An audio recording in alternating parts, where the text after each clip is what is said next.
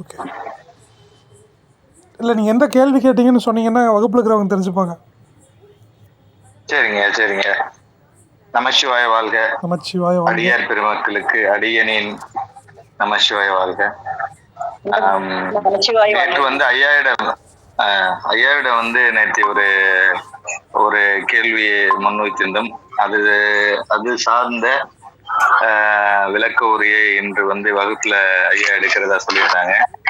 ஆலய வழிபாடு அப்படிங்கிறது வந்து எவ்வளவு மகத்துவமான ஒன்று அப்படிங்கிறத ஐயாட்ட கேள்வியா வினவி இருந்தோம். ஐயா அதற்கான பதிலுரைய வகுப்பை வந்து இன்னைக்கு அதுக்கானதை நடத்துறேன்னு சொல்லியிருந்தாங்க. ஒரு மற்றற்ற மகிழ்ச்சி. இந்த புலனத்தில் இணைந்திருக்கக்கூடிய அனைத்து அடியார் பெருமக்களும் இந்த வகுப்பை வந்து குடும்பத்தோடு அமர்ந்து கேட்க வேண்டும் என்பது அடியனின் விருப்பம். குழந்தைகள் ஒரு மணி நேரமாவது அனைத்து அடியார் பெருமக்களுடைய குடும்ப உறுப்பினர்கள் அனைவரும் இருந்து இந்த வகுப்புகளை அறநன்னறி வகுப்பை வந்து நம் பிள்ளைகளுக்கு எடுத்து சொல்ல வேண்டும். அவர்கள் எடுத்து வருங்கால சமுதாயத்தை நல்லொழுக்கமிக்க சமுதாயமாக உருவாக்க வேண்டும். அதற்கு இந்த நன்னறி வகுப்பானது அனைவருக்கும் பயன்படும் என்பது சிறிதும் ஐயமில்லை. நன்றி ஐயா. ஐயா வரட்டும். சரிங்க ஐயா. இப்போ உங்கள் கேள்விக்கு வந்து ஒவ்வொருத்தருங்களும் நாங்கள் வந்து தெரிஞ்ச பதில் இப்போ நாங்கள் சொல்கிறோங்க. ஐயா வர வரைக்கும் ஒரு 2 நிமிஷம் நம்ம பேசிகிட்டு இருக்கலாம். கீதாமா, நீங்கள் சொல்லுங்கள். கீதாமா, ஐயா கேட்ட கேள்விக்கு உங்களுடைய புரிதல் நம்ம ஆலய வழிபாடு அவசியமா, இல்லை வீட்லேயே இருந்துட்டு இந்த சரியை கிரியை யோகம் ஞானத்தின் மூலியமாக இறைவன் அடைஞ்சால் போதுமா? உங்களுடைய புரிதல் என்ன ஐயா? இதுதானங்க உங்கள் கேள்வி, கரெக்டாங்கய்யா? ஆலயத்துக்கு போய் வந்து இறை வழிபாடு செய்யணுமா, இல்லை வீட்லேயே இருந்துட்டு அந்த 5 கடமைகள் செஞ்சுட்டு சரியை கிரியை யோகம் ஞானம் இயற்றி இறைவன் அடைஞ்சா போதுமா? ஆலய வழிபாடு சொல்லுங்கம்மா. நமச்சிவாய. ஐயா வந்துட்டார். ஐயாவே வந்துட்டார். ஐயா நமச்சிவாய வாழ்க. நமச்சிவாய வாழ்கங்க ஐயா.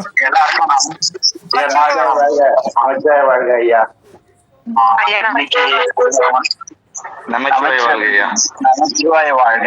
நீ கொஞ்சம் வெளியூர் போயிருந்தேன், 5 வேலை கொஞ்சம் லேட் ஆச்சுமா.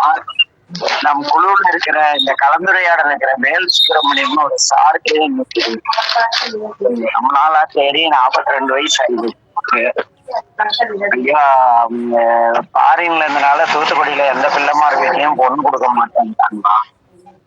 அதுக்காக இங்க ஒரு கம்பெனில ஜாயின் பண்ணி அவங்களுக்கு பொண்ணு உறுதியா இருக்கு. அவர் அது பேசிட்டதுனால ஒரு 10 நிமிஷம் நம்ம இருக்கிறவர் கலந்துரையாடல ரெகுலரா இருக்கவங்க ஒரு ரெடியான பிறகு எல்லாருக்கும் சொல்றேன் இருக்காங்க. இன்றைய தலைப்பு ஐயா கொஞ்சம் எல்லாரும் மியூட் பண்ணிக்கிங்க ஐயா. எல்லாரும் மியூட் பண்ணிக்கிங்கய்யா.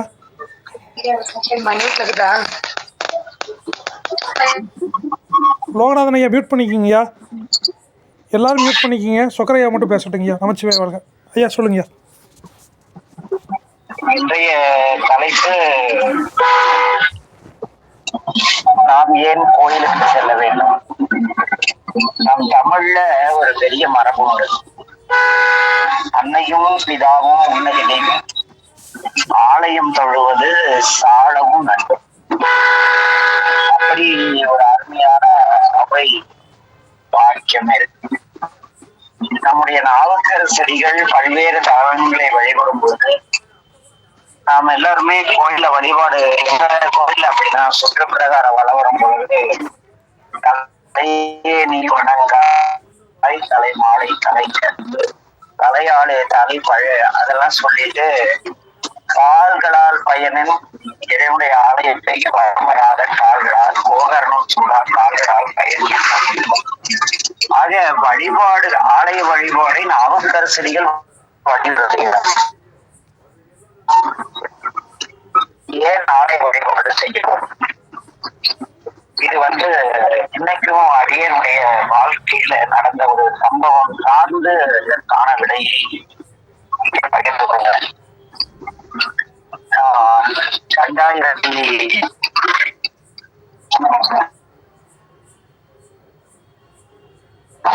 கும்பாபிஷேகம் முடிந்த பிறகு வந்த அந்த பிள்ளைக்கனியமுது திருவிழா திருவிழாவுக்கு கும்பாபிஷேகம் 2021 அல்லது 22 நடந்துச்சு. அப்பதான் நடந்ததுன்னு நினைக்கிறேன். இந்த வெள்ளோட்டம் இப்ப 3 பங்குனி ஆயிடுச்சு. 3 வருஷம் முன்னா ஒரு 21, 22 கடையில அந்த நம்முடைய இவங்க இருக்காங்க இல்லையா, அந்த ஜெயராமன் ஐயான்ட்டு நம்ம எல்லாருக்கும் தெரிந்த ஒருவர் வந்து திருவாரூரில் திருமணம் வச்சிருக்காங்க. எல்லா அன்பர்களும் அங்கு சென்று உணவருந்தி ஓய்வெடுத்து இறைவனை வழிபட்டுவார். அப்படி ஒரு நல்ல அன்பர் அங்க இருக்கார். அவரை எப்பொழுதும் நான் அங்க திருவாரூர் போனா என்னுடைய தொழில் நிமித்தமா செல்றதுனால மடத்துல எல்லாம் சாப்பிட மாட்டேன். அவர் வந்து அடியாருக்கு அன்னம் அளிக்கிறார். நான் வந்து அந்த தியாகராஜ பெருமானை வழிபட மட்டும் என்று சென்றால் வந்து கண்டிப்பாக அங்க போய் கண்டிப்பா சாப்பிடலாம், தவறு கிடையாது. ஆனா நான் என் தொழில் நிமித்தமா சம்பாதிக்க வந்திருக்கிறப்ப ஆந்தி வேலை தியாகராஜ பெருமானை கும்பிடும் பொழுது வந்து அது உடன்பாடு கிடையாது. அது ஒரு முறை ஜெயராமன் ஐயா முதல் முறையா நான் சந்திச்ச போது சாப்பிட கூப்பிட்டாங்க. இல்லைங்கய்யா, இது மாதிரி இது மரபு மீறிய செயல், அதனால அடியேன் வர முடியாதுன்னு நமச்சிவாய் வாழ்வீங்க. அதனால மிக தெளிவா அவர்கிட்ட சொல்லிட்டு இருந்தேன். ஆனா அந்த பிள்ளைக்கரியமுத திருவிழா நடந்த அன்று காலை இரவு திருவிழா முடிஞ்ச அன்பர்கள்லாம் செங்காட்டங்குடியில இருக்காங்க. ஐயா, நான் காலையில் சென்று திருவனந்தல் முடிச்சுட்டு அப்படியே இருக்கேன். நம்முடைய ஜெயராமன் ஐயா கோயிலுக்குள்ள பெரும்பாலும் அவர் யாருக்கிட்டையும் பேச மாட்டார். அவர் திடீர்னு என்கிட்ட வந்து, ஐயா நீங்க திருமணத்துக்கு போயிட்டு போங்க அப்படின்னாரு. இல்ல ஜெயராமன், அலுவலக நிமித்தமா புறப்பட நேரமான இல்ல, நீங்க இந்த கண்டிப்பா திருமணத்துக்கு போறீங்க அப்படின்னு. ஜெயராமன் மாதிரி ஒரு நல்ல தொண்டர் ஒரு வார்த்தையை சொல்லி அதை மீறினா அது மிகப்பெரிய குற்றம். ஏன்னா தினந்தோறும் தியாகராஜாவுக்கு ஒரு ஆத்மார்த்தமா சேவிதம் செய்யக்கூடிய ஒரு தொண்டர். அவர் சொல்ல மீறக்கூடாதுன்ட்டு மடத்துக்கு போனேன். போன இடத்துல ஒரு வெள்ளாடை துறைவி, ஒரு முழங்கால் வரைக்கும் ஒரு வெள்ளை வேட்டி, மேல ஒரு வெள்ளை வேட்டி போட்டுட்டு ஒரு ஐயா இருக்காங்க. அப்புறம் வழக்கம் போல மடத்துல இருக்கிற 2 பேர் இருந்தாங்க. அந்த ஐயா அப்புறம் இல்ல என்ன சாப்பிட சொல்றாங்க. இல்லம்மா சாப்பிட வரல, நான் வந்து மடத்துல இருந்து சாப்பிட விரும்பல, ஏன்னா நான் வந்து அலுவலக நிமித்தமா வந்துட்டேன். சரி நீங்க அடம்பிடிச்சீங்க அப்படின்ட்டு அவங்க போயிட்டாங்க. அப்புறம் அந்த ஐயா கேட்டார், அந்த துறவி வந்து அடியனிடம் கேட்டார், ஐயா நீர் சிவனடியா தானே நீ அப்படின்னாரு. ஆமா. சாமி எங்க இருக்காருனாரு. நான் எனக்குள்ளும் இருக்கிறார் உங்களுக்குள்ளும். அப்புறம் இது கோயில் போறேன், எதுக்கு கோயில் வழிபாடு? நேற்று நம்ம தெய்வாயா கேட்ட அதே வார்த்தைய அவர் அடியன் கிட்ட கேக்குறாரு. நம்ம கொஞ்சம் எப்பவுமே வம்பு சண்டைனா ரொம்ப பிடிக்கும். அதனால அவர்கிட்ட கேட்டேன், நேற்று துறவி தானே? துறவினா அங்க பாருங்க, திருவாரூர் தெப்பக்குளத்தை சுத்தி எல்லாத்தையும் விட்டுட்டு சிவனேன்னு காவி கட்டிக்கிட்டு ருத்ராட்சம் போட்டு எடுத்து கிடக்குறாங்க.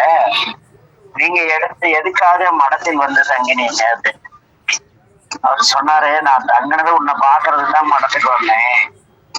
இந்த மாதிரி உன்னை பற்றி கேள்விப்பட்டிருக்கேன், ஜெயராமன் சொன்னாரு, ஒரு கேள்வி அப்படின்னாரு. நீங்க என்னங்கய்யா, நான் கேள்வி கொடுக்குற மனநிலையிலே இல்லை, ஒண்ணு இல்லை, நீங்க வந்து எனக்கு துணை சொல்லி ஆகணும். அந்த கேள்வி கேளுங்க, கேட்டுட்டு அப்புறம் உங்களால விடை தெரிஞ்சா சொல்லுங்க, இல்லைன்னா சொல்ல வேண்டாம். நாம் ஏன் ஆலயத்திற்கு செல்லவன்? ஏன் நீ கோயிலுக்கு போ? சாமி நீ இருந்த இடத்துல கூப்பிட்டா வந்து செய்ய மாட்டாரா? எதுக்கு போன? இதற்கு வந்து நீ ஏதோ ஒரு திருவாசகத்தை வைத்து விடை சொல்வாய். அந்த திருவாசகத்தை மட்டும் வைத்து எனக்கு விடை சொல்ல வேண்டும் அப்படின்னா, அது ஏற்கனவே நம்ம திருவாசக பயிற்சி எல்லாருக்கும் ஒரு விளக்கம் கொடுத்துட்டு ஏன் ஆலயத்துக்கு செல்ல வேண்டும். அந்த திருவாசகத்துல அதிசயப்பட்டுன்னு ஒண்ணு இருக்கு, அற்புதப்பட்டு. திருவாசகத்துல பாத்தீங்கன்னா அற்புதப்பட்டுன்னு ஒண்ணு இருக்கும். அந்த அற்புதப்பட்டுலயே நல்ல பாடல். அந்த பாடல் ஒரு நிமிஷம் லைன்லயே இருங்க, பாடல் எடுத்துக்கிறேன், மறந்து போச்சு.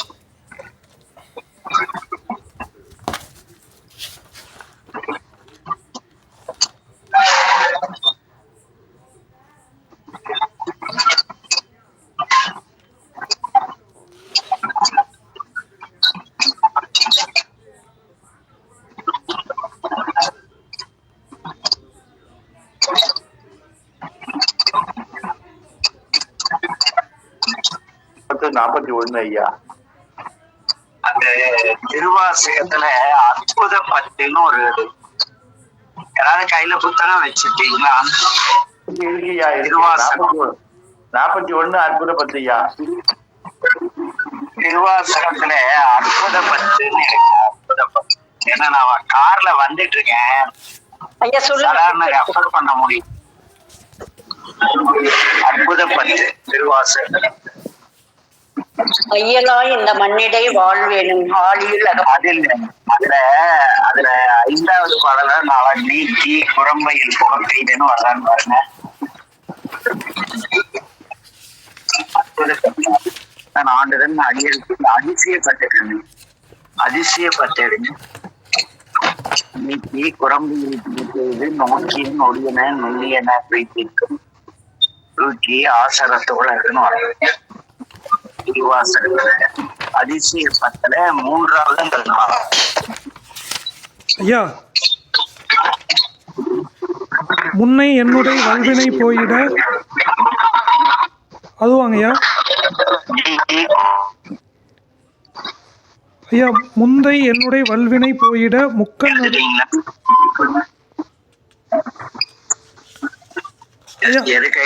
அந்த முந்தை என்னுடைய வல்வினை போயிட முக்கன் அது உடை எந்தை, அதுவாங்கய்யா.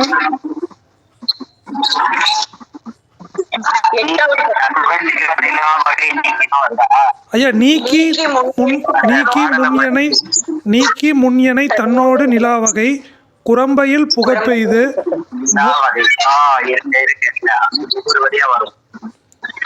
சாமி என்ன, ஏதாவது விடைய வாட்ட மாறின மட்டும் சொல்லுங்க, என்ன சொல்ல வேண்டாம்.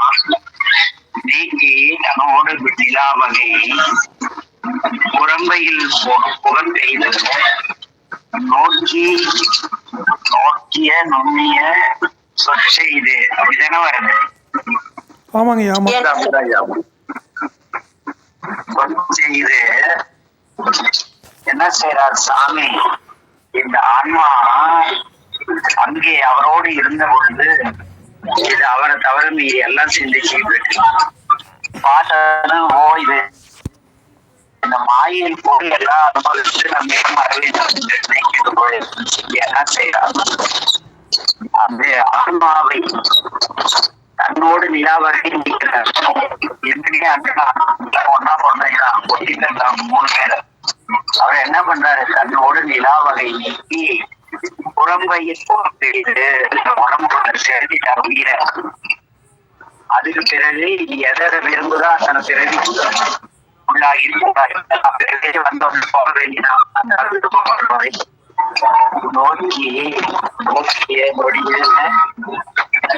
நோக்கி சொல்லுங்க கைலாஷ். ஐயா, நோக்கி நுண்ணிய நொடியன சொற்செய்து இது இப்படி வாழ வேண்டும் வாழ்க்கை அமைத்து அதுக்கு பிறகு என்ன செய்யறாருன்னா பூமியில வந்து கஷ்டப்பட்டு ஐயோ கடவுளே இந்த பிறவி வேண்டேன்னு கதரும் பொழுது என்ன செய்யறாரு, தூக்கி நம்மள அப்படியே தூக்குறாரு மெதுவா. தூக்கி ஆசரன் துகளத்து நம்மளுடைய வினைகளை எல்லாம் நல்வினை வினை எல்லாம் நீக்கிறார். சுத்தமா ஒரு துகள் கூட இல்லாத அளவு நீக்கிறார். நீக்கி என்ன செய்யறார் சாமி, தூக்கி ஆசிரியர் தோழருக்கு அத்தனை ஆண்டு அவர் என்ன பண்றாரு, அவன் திருநீர் வச்சு விடுறார். கோயிலுக்கு வாடாங்கிறார். கோயில் போகுது. போனது என்ன பண்ணது, அங்க அப்படியே கொஞ்ச நாள் அப்படியே டெய்லி போகுது. கோயிலுக்குள்ள யாரோ ஒரு கூப்பிட்டு இவன் பார்ப்பாங்க ஒட்டரை இருக்கு அடிச்சுது. அங்க பாரு 2 அரசு மரம் முளைச்சு பிடுங்கிரு செடிய. பார்ப்பா ஒரே முள்ள துணியெல்லாம் அழுக்கா இருக்கு, துவைச்சு போட்டு. சாமி கொஞ்சம் எண்ணெய்க்கு விளக்கறிங்க எண்ணெய் வாங்கிட்டு. இப்படி அவங்க மூலம் வார்த்தைகளால் இறைவன் என்ன செய்யறாரு, பணி செய்ய சொல்கிறார். பணி செய்ய சொல்றாரு. போன உடனே வந்து யாரும் உழவார பணிக்கு போல, திருவாசம் படிக்க போல, முருகன் போல, கொஞ்ச நாள் போக போக அந்த ஆரோ ஒருத்தர் சொல்ல நாம வழி செல்வோம். அத்தனை ஆண்டு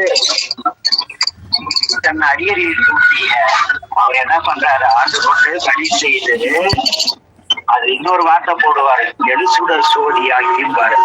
ஆசரர் துகளருக்கு எழுசுடர் சோதியாக்கி அடுத்த ஆண்டு தன் அடியறிவில் கூட்டிய அதிசயம் கண்டாமே. நாம என்ன பண்றாரு, தன்னோடு நிலாவை நீக்கி அதே இருந்து நாம் வாழ்வில் ஒரு நிலை அடைந்து கதரும் பொழுது நம்மை நம்முடைய குற்றங்கள் எல்லாம் துகளர நீக்கி துகள் அறுத்து எழுசுடர் சோதியாக்கி கொஞ்சோண்டு திருநீர் வச்சுக்குவாரு. நிறைய திருநீர் வச்சு போயிருப்பாங்க, பாத்திரம் கூப்பிடுவோம். கூட நமசிவாய சொல்லி பாருங்க, இங்க சிவனடியார் கூட ஒரு ருத்ராட்சம்னா ஐயா மாதிரி சிவனடியார் கிடையாது.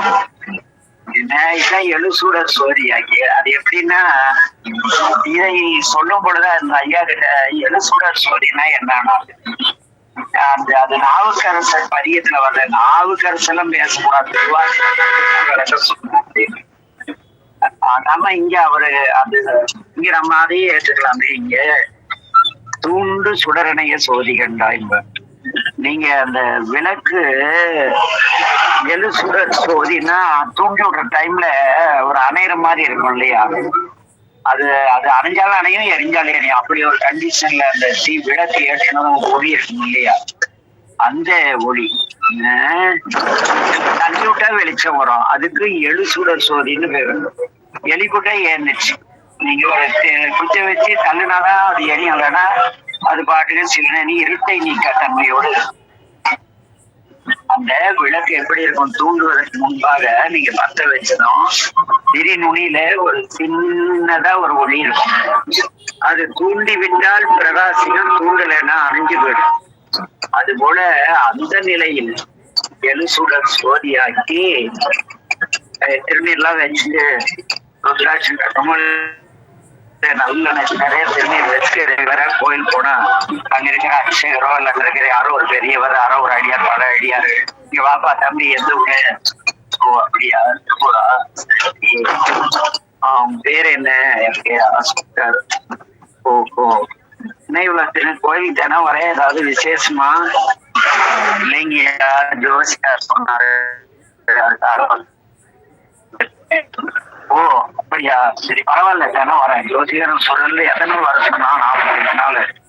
பரவாயில்ல, அதுக்கு பின்னாலே வந்து சாமி ஒண்ணு பிடிச்சிக்க மாட்டாரு, கோவிச்சுக்க வந்தேனாலும் கோவிச்சுக்க மாட்டாரு. ஆனா வந்தேன்னா சாமி சந்தோஷப்படுவாரு. இங்க நிறைய பேருடைய நட்பு கிடைக்கும். அப்படியா, சரி. அப்படியே போக போக போக கொஞ்ச நாள் பாக்குறாங்க, ஒரு 6 மாசம் 3 மாசம் பார்த்துட்டு நம்முடைய செயலெல்லாம் கவனிக்கிறாங்க. நம்ம பாட்டுக்கு போய் சிவனேன்னு சாமியை பார்த்து ஏதோ போட்டி படிச்சுட்டு இல்ல ஏதோ ஒரு மந்திரம் நமசிவாயோ சிவா ஏதோ சொல்லிட்டு வந்துட்டு கொண்டு வைங்க. அவங்க என்ன பண்ணுவாங்க, நம்ம பார்த்து கூப்பிட்டு ஏதாவது சாமி இந்த மாதிரி பால் பேக்கெட் வெட்டி கொடுங்க, நடராஜ அபிஷேகம், கொஞ்சோண்டு சந்தனம் அரைச்சு தரீங்களா, பூக்கட்டி தரீங்களா? அப்படி அவர்கள் மூலம் பெருமான ஆண்டு கொள்வார். அத்தனை ஆண்டு பணி செய்ததால் அந்த திருக்கூட்டத்தில் என்னையும் ஒருவனாக ஆக்கிவிட்டார் சாமி. ஆக நீங்கள் ஆலயத்திற்கு செல்லவில்லை என்றால் கண்டிப்பாக இறைவன் அங்க போய் நீங்க தண்ணீர் பூசி கோயிலுக்கு போலனாலும் சாமி உங்களுக்கு அருள்வார், அது வேற விஷயம். ஆனா அங்க போனா அங்க இருக்கிற சான்றோர்களுடைய நட்பு, அவருடைய வழிகாட்டுதல், நம்முடைய திருமுறைகள், நம்முடைய மந்திரங்கள், பெருமானின் பல்வேறு திருமேனிகளுடைய தோற்ற சிற்பங்கள், இதையெல்லாம் பார்த்து இது என்ன இது என்ன, ஏன் நடராஜா அப்படின்னு சொன்னாரு, ஏன் கட்டாமூர்த்தி இப்படி ஒரு குழந்தையாட்ட எதையோ மிதிச்சிட்டு இருக்காரு, எத்தனை கேள்வி. கோயில் போனாதான் கேள்வி நிறைய வரும். ஒவ்வொரு சிலையும் திருமேனி பார்க்கும்போது ஒரு கேள்வி வரும். அந்த கேள்விக்கான விடை தேடலை நீங்கள் எப்பொழுது எடுத்துக் கொள்கிறீர்களோ அன்று கண்டிப்பாக ஆட்கொள்ளப்படுவீர்கள். கூப்பிட்டு பணி கூவித்து என்னை ஆட்கொண்டும் யாரு சிவனை ஜடமுடியோட புளி சொல்ற எவன் சிவனை அக்செப்டேஷனே பண்ணிக்க மாட்டோம். இதுக்கு அப்படி சாமி யாரோ ஒரு நமக்கு முன்னால திருவேடம் போட்ட யாரோ மூலம் ஒரு நல்ல தொண்டர் மூலம் இறைவன் நம்ம ஆண்டு கொள்ளும். அதற்கு ஆலயத்திற்கு செல்ல வேண்டியது அவசியம். விவாசத்துல விடை முறையில இல்லாத விடையே கிடையாது. நீக்கிய நன்னோடு நிலாவகை புறம்பையில் பெய்து நோக்கிய நுடையது நுண்ணியன சொற்செய்து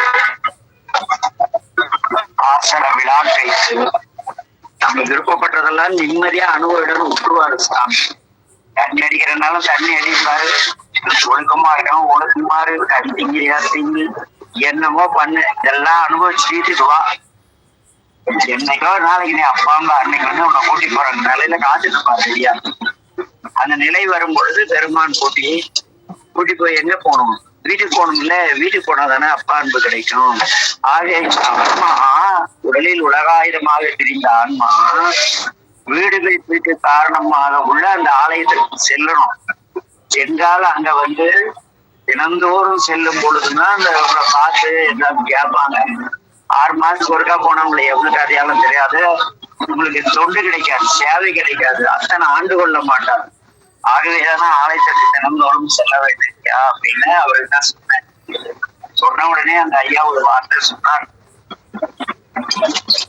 இது மாதிரி நான் வரேன், வெளியே வட மாநிலத்திலிருந்து வரேன், அடியேன் வந்து எனக்கு அங்க பயிற்சி கொடுத்தவிடம் எனக்கு ஞான தீட்சை வேணும்னு கேட்டேன். ஞான தீட்சைங்கிறது இறைவனை அடைவதற்கான வழி. நாங்கள் யோக மார்க்கத்தை சேர்ந்தவர்கள், அதை சொல்ல முடியாது.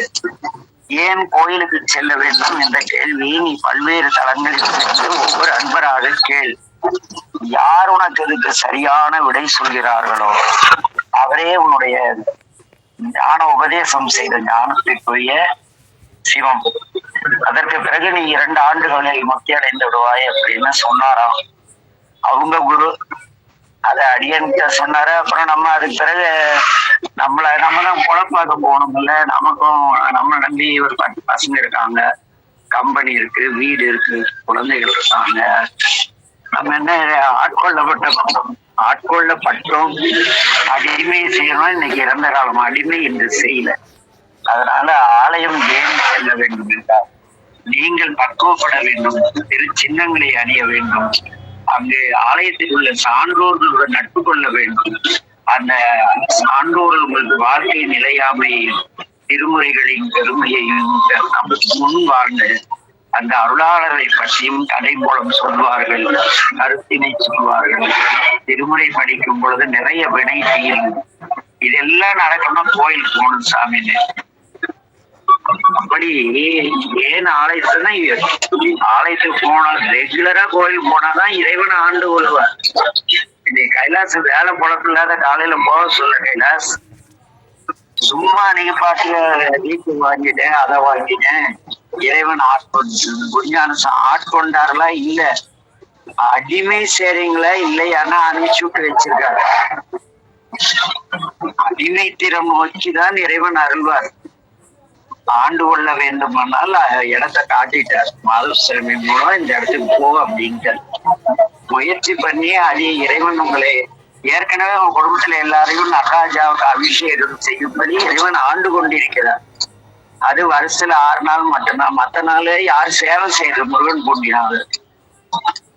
ஆக நாம் வாழும் ஊரில் நாம் தினந்தோறும் அது எந்த ஒரு கோயில பிள்ளையாரோ மாரியம்மனோ காளியம்மனோ சிவனோ ஏதோ ஒன்று அந்த இறை ஆலயத்திற்கு செல்லுங்கள். ஏனெனில் எல்லா ஆலயத்திலும் சாமிக்கு அலங்காரம் நடந்தாலும் எது நடந்தாலும் அலங்காரம் செய்யலைனாலும் நம்ம கோயில் போனா தீபாராதனை காட்ட சொல்லிதான் தரிசனம் பண்றோம்.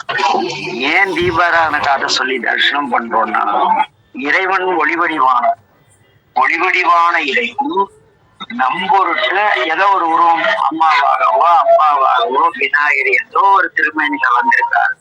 ஆனா நீ வழிபடும் தெய்வம் திருமேனி இறைவன் கிடையாது, இது உருவக திருமேனி. ஆனால் அந்த ஒளி நீ வழிபாடு செய்கிற அதுவே சிவம். எல்லா இடத்துலயும் சிவ வழிபாடுதான் நடக்கும். ஆனா இது சிவ வழிபாடுங்கிறது தெளிவா சொல்ல நாதி கிடையாது சமூகத்துல. ஆக என் அன்பின் உறவு இதற்காக ஆலயம் செல்ல வேண்டும். ஏன்னா சாமி ஜடாமுடி குடித்தவளவன் சொன்னா பிச்சை போட்டான்னு வச்சிருவோம் நாம. அதற்கு ஒரு சம்பவம் நடந்தது. எங்க ஊர்ல ஜலகண்டபுரம்னு எங்க ஊர் பக்கத்துல ஒரு ஊர். அங்க நாகப்பன் செட்டியார்னு ஒரு மிகப்பெரிய ஸ்ரீ வைஷ்ணவர் முதிரை வாழ்ந்தவர். அது பேரே பட்டக்கார செட்டியார். அப்படிதான் உடம்பெல்லாம் திருமணம் ராமராமா போட்டிருப்பாரு. அப்புறம் அவர் கனவுல பெருமாள் திருமலை நாயகர் திருமலை வாசன் தோன்றி அவருக்கு அனந்தாழ்வார்னு பேர் வச்சுக்காங்க. ஜியர் மடத்துல அவருக்கு கொடுத்த பேரு அனந்தாழ்வார். அந்த அளவு லைஃபானவர் பெருமாள். இருக்கக்குள்ள அவங்க கனவுல பெருமாள் தோன்றி இது மாதிரி நீ அந்த மேல ஸ்ரீ புஷ்கரன் இருக்கு இல்லையா, அந்த பத்மாலய குளம் இருக்கு இல்லையா, அதை தூய்மை செய்து பராமரிக்கிறதுக்கான ஏற்பாட்டினை செய்.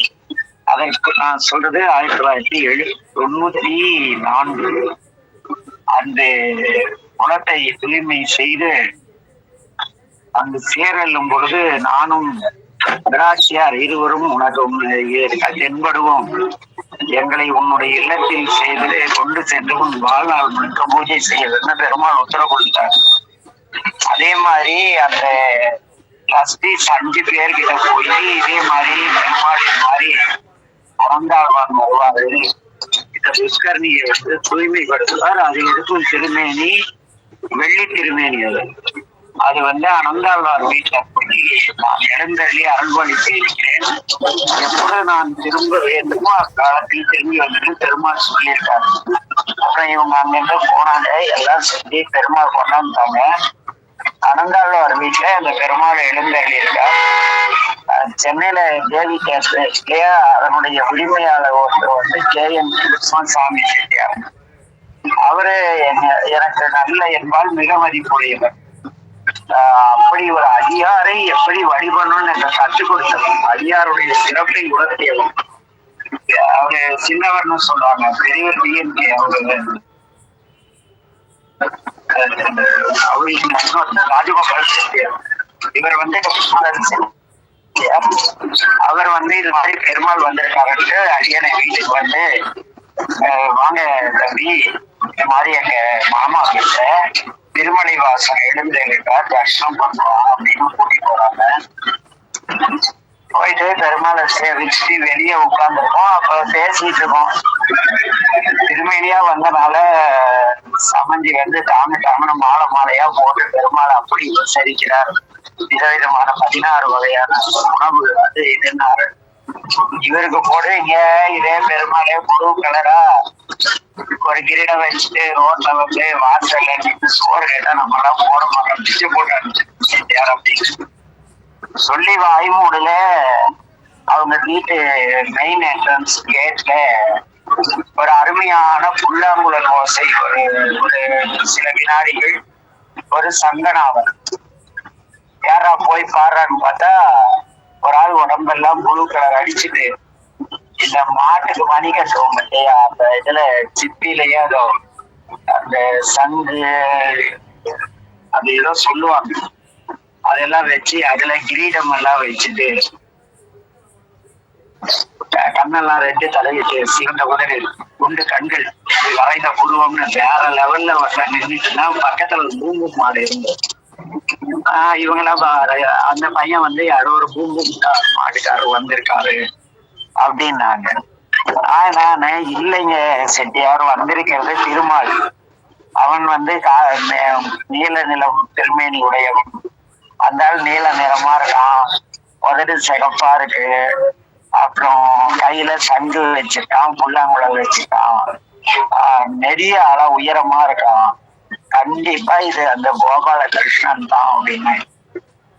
ஏன் சிவனடியார், இந்த சிவன் தான் பித்தனா, நீயும் பித்தனா, அவன் பிச்சைக்காரன் பூம்பு மாட்டுக்காரன் அப்படின்னா, நீங்களே போய் அவரை கும்பிடுங்கனாலே அடியேன் போனேன். அவரை தொட்டு கும்பிட்டேன், காலை தொட்டு கும்பிட்டு ஒரு 5 ரூபா பணம் கொடுத்தேன். சிரிச்சாரு, எனக்கே வா அப்படின்னாரு. அவரு சொன்ன விதத்துல ஒரு நக்கல் இருந்தது. ஏன்னா அது பூம்பு மாடு அப்படின்னு, பூம்பு மாடுன்னு நினைக்கிறியா அப்படின்னாரு அவரு. நான் நினைக்கிறேன், அவரு சொல்றாரு, இல்லைங்க பெருமாளாதான் நினைக்கிறேன். அப்படியா பெருமாளா நினைக்கிறேன்ட்டு தோல்ல இருந்து ஒரு மான் தோல் பை, அதுல இருந்து ஒரு கைப்பிடி அளவு துளசி எடுத்து போடுறாரு. கைய நீட்ல முழந்தை வரைக்கும் மூஞ்ச மறைக்கிற அளவு துளசி.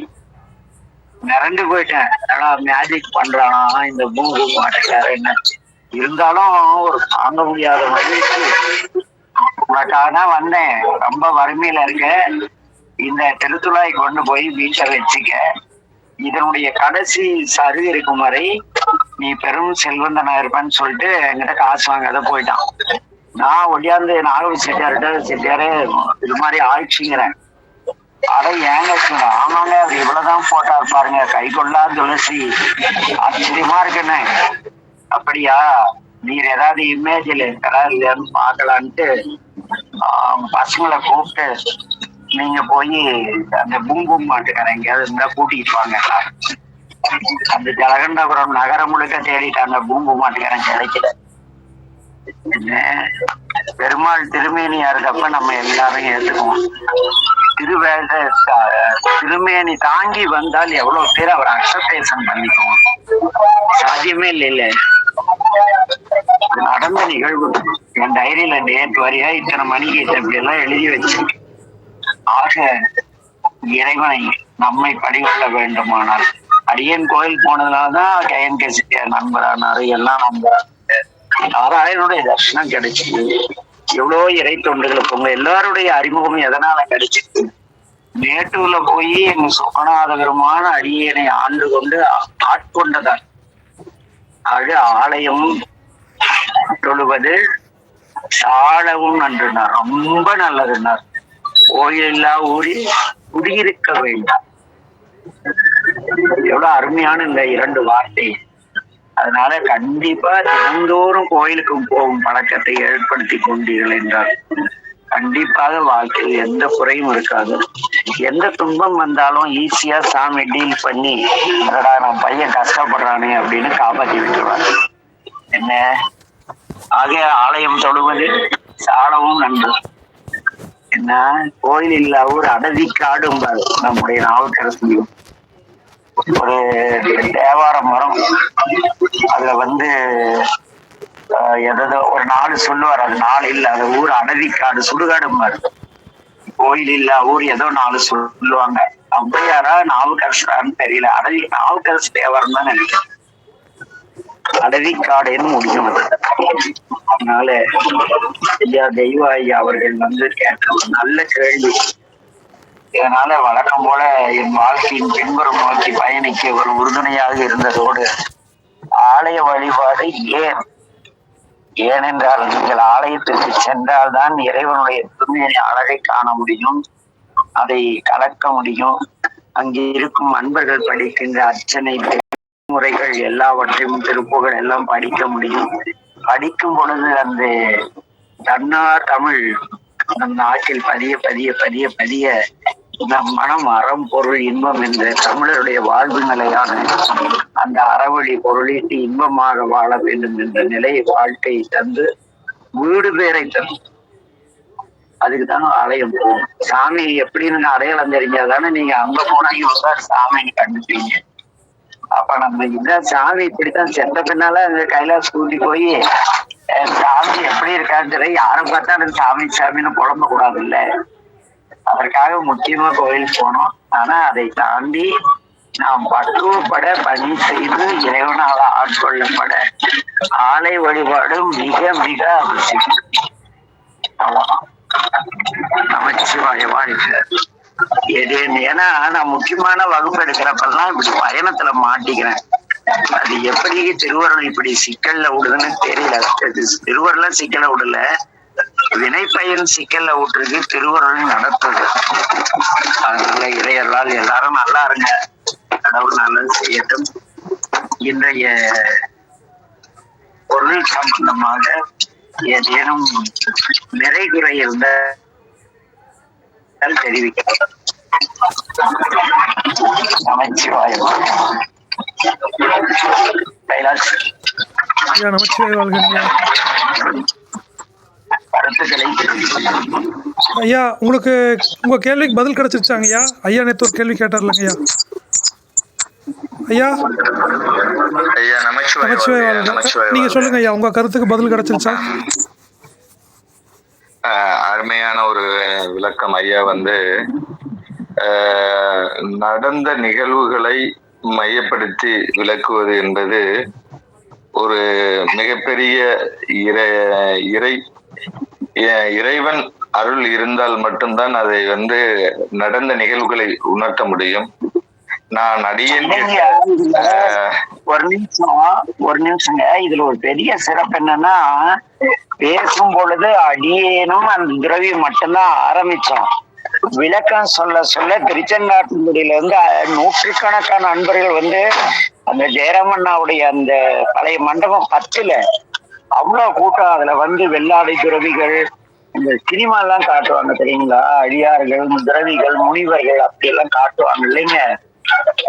அது போல நூற்றுக்கணக்கானவர்கள் உட்கார்ந்துட்டு ஆஹா பேஸ் அருமை அப்படின்னு அவங்க நான் சொல்ல சொல்ல அன்னைக்கு சிவலோகம் யாது அந்த இடத்துல ஜெயராமண்ணா கூட இருந்து அனுபவிச்சது. ஐயோ வேற லெவல் அது இந்த நாள்.